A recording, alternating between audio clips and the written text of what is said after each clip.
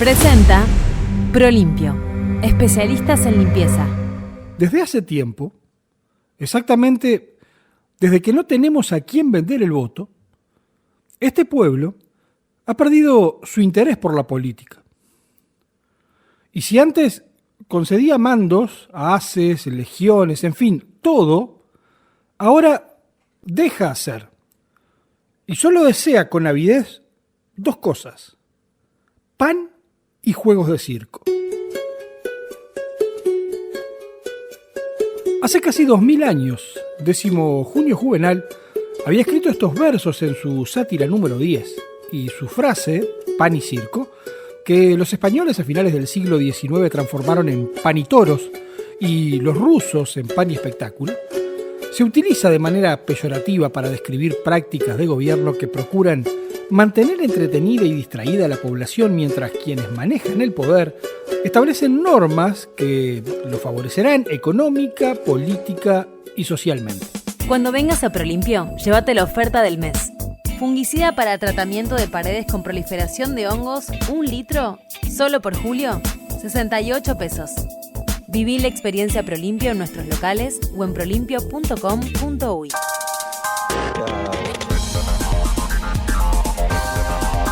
¿Qué historia con la historia de la música uruguaya? 1011 Podcast. El circo romano fue transformándose.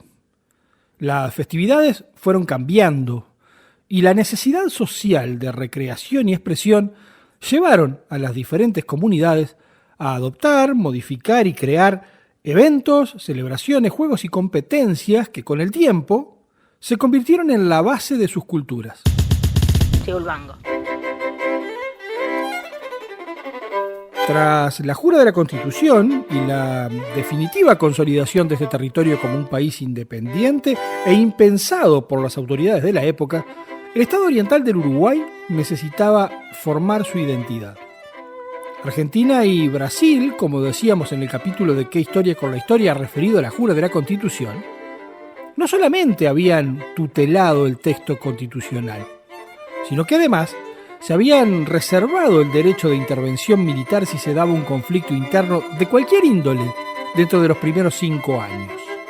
Pasado ese periodo, y siendo los hechos reconocidos como Estado de Derecho a nivel internacional, encontramos en las disputas internas la manera de forjarnos, de clasificarnos, de identificarnos.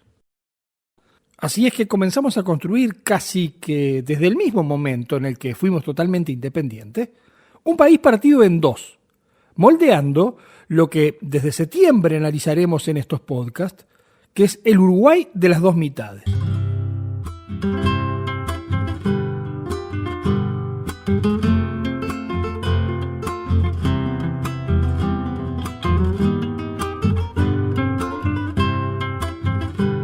La guerra interna fue, además del constructor de dos estilos, dos formas, dos ideologías, el circo que los gobernantes requerían. Un circo mucho más parecido al circo romano que lo que la media internacional marcaba en ese entonces y por tanto, una sociedad que para muchos parecía más cerca de la barbarie que de la civilización. Cuando Oribe en el cerrito levantaba la bandera de la patria azul y blanca. Debieron pasar 70 años para que los enfrentamientos violentos dejaran de ser moneda corriente y para que comenzáramos a buscar otra forma de pujar, de identificarnos con unos y de diferenciarnos de otros. Teñida en la sangre de 1000 guerrilleros, nació con un tiempo de revolución. Bajo el fragor montonero, como una lanza hecha flor, el clavel granado de los colorados, el que llevo en mi corazón. Y nuevamente, la intervención de los ingleses nos aportó una solución: el fútbol. El primer registro de un partido de fútbol en el Uruguay corresponde al encuentro que disputaron Montevideo Rowing y Montevideo Cricket en el año 1881. 11 años después, se crea la Asociación Uruguaya de Fútbol con 4 equipos: Albion, Kurk, Deutscher y Uruguay Athletic, a los que se sumaría al año siguiente el Club Nacional de Fútbol. Nacional sos el decano, el primero y el más grande. Hasta 1913, el Kurk y Nacional se convirtieron en los principales animadores del torneo. Kurk gana el primer campeonato uruguayo y repite el título en 1901 ya con los tricolores compitiendo, los que obtienen el segundo puesto. Luego, en 1902 y 1903, el 1-2 se da a la inversa, es decir, Nacional campeón y Kurk segundo. Desde 1913, con la conversión del Kurk en Peñarol según la versión aurinegra o con la creación de Peñarol según los tricolores, Nacional y Peñarol comenzaron a ganar adeptos y a llamar la atención de la clase política, la que fue generando una mancomunión con los clubes, copando sus cuadros dirigenciales y aprovechando la división en dos que comenzaba a darse en el país futbolero para unir los colores con las ideologías de las viejas divisas. Peñarol y siempre Peñarol, el flamear de tu bandera va mostrando tus estrellas, una en cada jugador. Peñarol pasó a tener casi una simbiosis con el Partido Colorado en lo que a sus cuadros dirigenciales respecta, en tanto que Nacional ganó siempre más adeptos dentro de los blancos, pero a diferencia de su tradicional rival, en los tricolores se ha dado que la presidencia del club ha estado en manos de los colorados. Pero por más independientes que seamos, las realidades argentinas nos afectan y nos llegan de una u otra manera. Del otro lado del río, la división del fútbol había llevado a que existieran dos asociaciones. La Asociación Argentina de Fútbol, con la que la AUF mantenía relaciones, y la Asociación Amateur de Fútbol, donde existían equipos que tenían una gran amistad con algunos pares uruguayos, fundamentalmente con Peñarol.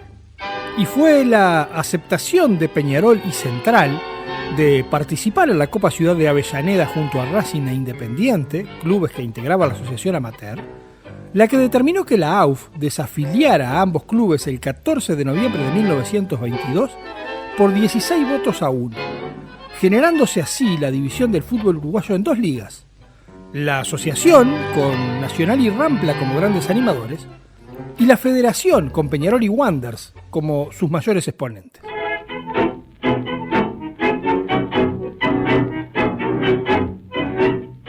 Doce días después de haberse generado esa ruptura en el fútbol, los uruguayos, a través del sufragio masculino que sustituía el voto censitario, elegíamos por primera vez en la historia a un presidente en forma directa. Las elecciones del 26 de noviembre de 1922 fueron las primeras que se realizaron luego de reformada la Constitución de 1830, y con el voto de 250.324 hombres, el colorado José Cerrato se impuso por 7.199 votos a Luis Alberto de Herrera. Cerrato va a tener un papel fundamental en la historia del fútbol, ya que en 1925 se encargaría de unir a ambas ligas, pero además, durante su gobierno, se jugaron 2 ediciones consecutivas en nuestro país de la Copa América, que representaron el cuarto y quinto campeonato continental celeste, 1923 y 1924, habiendo tenido el primero de estos la particularidad de ser clasificatorio para los Juegos Olímpicos de Colombia, los que le dieron a Uruguay el primer triunfo mundial, jugando contra Estados Unidos y 4 selecciones europeas, Yugoslavia, Holanda, Francia y Suiza, ganando los 5 partidos, convirtiendo 20 goles y recibiendo solamente 2. Éramos iguales y eso nos separaba, un mundo de distancia había entre los dos. Tú eras de familia muy rica y distinguida, yo en cambio solamente era un trabajador. Vivías entre el lujo en un regio palacio, ningún amor sincero podías tú sentir. Tus autos y lacayos, tu oro y pedrería, tus celos, tus encajes se alejaron de mí.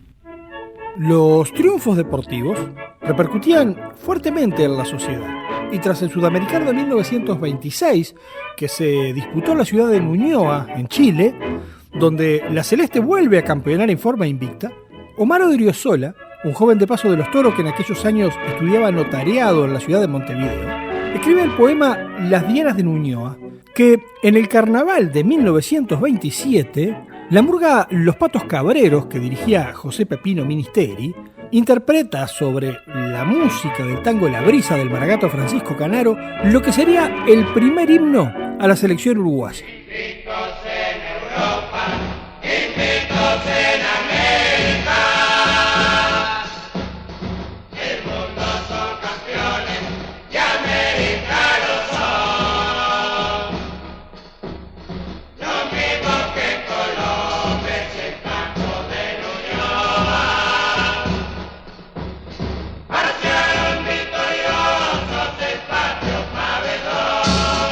La canción fue teniendo diferentes versiones, las que fueron sumando alusiones a victorias de nuestra selección, incorporándose luego de 1950 una estrofa que aparece en las versiones más recientes del tema y que solemos cantar en comidas y reuniones de amigos. En el 50, como en el 30, los brasileros y los porteños fueron vencidos por los campeones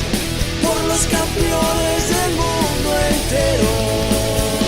Esa alusión a los triunfos mundiales es considerada por muchos un punto de trascendental importancia en la construcción de la identidad nacional, ya que es una forma de reafirmar que efectivamente no somos ni argentinos ni brasileños, pero que además no solamente no necesitamos su tutela, sino que estamos en igualdad de condiciones y en algunos aspectos hasta podemos ganarles. Cuando vengas a Prolimpio, llévate la oferta del mes. Fungicida para tratamiento de paredes con proliferación de hongos, 1 litro, solo por julio, 68 pesos. Viví la experiencia Prolimpio en nuestros locales o en prolimpio.com.uy.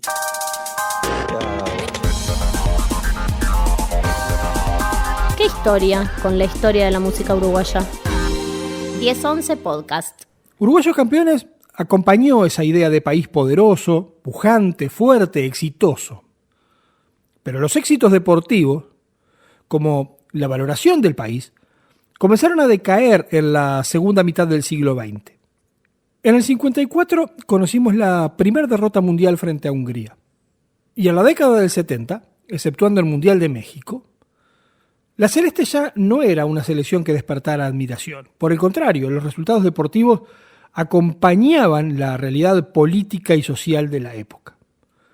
Holanda y Suecia nos pasaron por arriba en Alemania 74, donde agónicamente alcanzamos un empate contra Bulgaria a 3 minutos del final.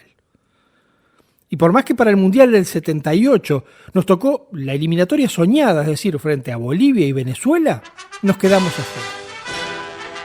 Ese año, el fútbol mundial traía su circo al Río de la Plata, permitiendo a la dictadura militar argentina generar un distractivo local y validar y promover el régimen a nivel internacional.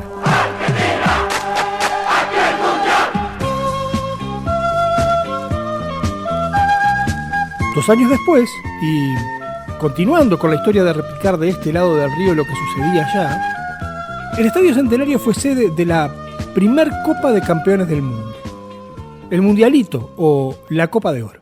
Aunque en este caso fue al revés, porque el gobierno le tenía miedo al Mundial, a tal punto que lo llaman a Cataldi, que era el organizador del tema, y habla y le dicen, le preguntan, y le dicen, bueno, pero mire que no cuente con el gobierno no va a apoyar esta idea, ustedes van a meter 2.000 periodistas acá adentro, yo quiero saber qué es lo que van a decir. Julio María Sanguinetti sostiene la teoría que la dictadura no estaba afín con la realización del evento, y así lo expresaba al documental Mundialito. Pero esa misma producción, el relacionista público de la Copa de Oro, Juan Schaffer, sostiene junto a Teresita Rivieso que sin el apoyo de la dictadura, ni el Mundialito ni nada hubieran sido posible en 1980. Si no hubieran estado de acuerdo los militares, no se hubiera podido hacer. Eso es otra cosa. 2 más 2 es 4. Yo no sé si no hubieran estado de acuerdo, no había fuerza que se pudiera hacer. Porque ellos eran en ese momento gobierno, o sea que si el gobierno no estaba de acuerdo, ni así hubiera estado Cataldi o quien fuere, obviamente no se podía hacer. El doctor Oscar Schiafarino, vicepresidente de la Asociación Uruguaya de Fútbol en 1980, también comparte la visión de Schaffer. Hubo apoyo inmediato, se vislumbró que esto era una imagen muy buena del país para mostrarlo en el mundo. Sí, por mi país, sí, por Uruguay, sí, por el progreso y sí, por la paz, sí, por el futuro, vamos a votar, sí, por la grandeza, sí, de mi Uruguay. Dígale sí al progreso y a la paz. Dígale sí al Uruguay. Sí, por mi Uruguay. El mundialito estaba proyectado iniciarse el 30 de diciembre de 1980, es decir, un mes después del plebiscito constitucional propuesto por la dictadura, donde se procuraba el aval popular para reformar la Constitución de la República de manera de perpetuar al régimen en el poder, incrementando la influencia de las Fuerzas Armadas, reduciendo el número de legisladores, validando todas las decisiones adoptadas por la dictadura hasta la aprobación de la Constitución y estableciendo una modificación en el mecanismo de aprobación plebiscitaria por el cual se consideraba aprobada la reforma constitucional por mayoría simple de un voto. ¿Usted qué prefiere? ¿Un parlamento irresponsable o un poder legislativo capaz de sacar adelante las leyes que necesita el Uruguay? Haga valer su voto. Dígale sí al Uruguay. La propaganda abrumadora por el sí, la prohibición de manifestaciones por el no y la idea que sentían los militares y civiles allegados a la dictadura sobre que el pueblo respaldaba su accionar hacían impensado el triunfo del no. Si los militares se van en el 80, creo que había un monumento en cada esquina de cada uno de los militares de aquella época. Y lo digo con toda mi voz. ¿Por qué? Porque era necesario aplacar las cosas. Julio César Sánchez Padilla, un reconocido periodista deportivo, reafirmaba esa visión al documental realizado sobre el evento por Sebastián Bernardic. Pero sin embargo, el pueblo votó no. Y el voto del no hizo que el mundialito o la Copa de Oro, en lugar de ser la fiesta final de la dictadura, fuera el comienzo del fin del régimen. Y la gente festejó no solo el campeonato, sino también el triunfo del no. Fue un festejo futbolístico, yo creo que no hay nada de eso, ¿qué querés que te diga? La gente deslinda mucho el fútbol con la política. Ante esta realidad política y social, desmarcarse del relato oficial sin ser censurado, proscripto o detenido no era una tarea sencilla.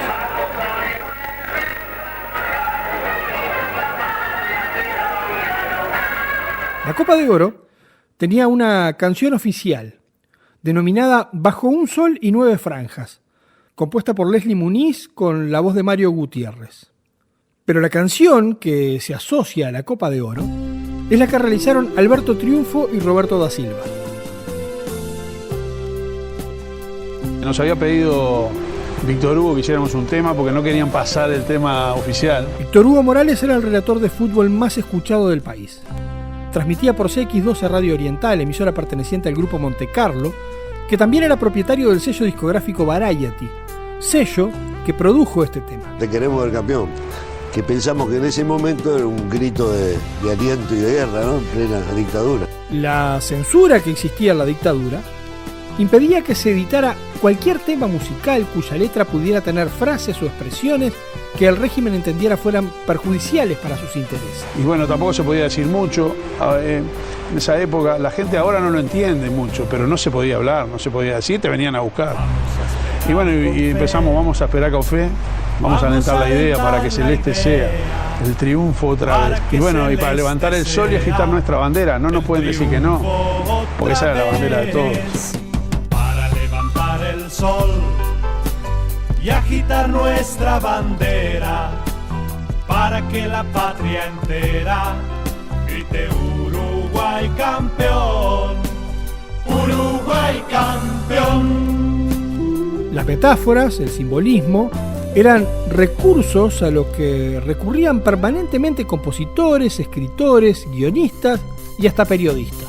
Uruguay, Uruguay, te queremos ver campeón. nuestro gran oficio también son la música publicitaria. Tratamos de hacer un estribillo que fuese un jingle para que lo cantase todo el mundo. La canción la cantó todo el mundo, como dice Triunfo, y se utilizó más allá del evento, acompañando cada participación de la selección por lo menos hasta la Copa América de 1995. Uruguay sos ganador, vamos a esperar con fe, vamos a alentar la idea, para que Celeste sea el triunfo otra vez, para levantar el sol y agitar nuestra bandera, para que la patria entera grite Uruguay campeón. Uruguay, Uruguay, te queremos ver campeón, porque en esta tierra vive un pueblo con corazón. Uruguay, Uruguay, te queremos ver campeón, porque en esta Copa de Oro, Uruguay sos. Presentó Prolimpio, especialistas en limpieza.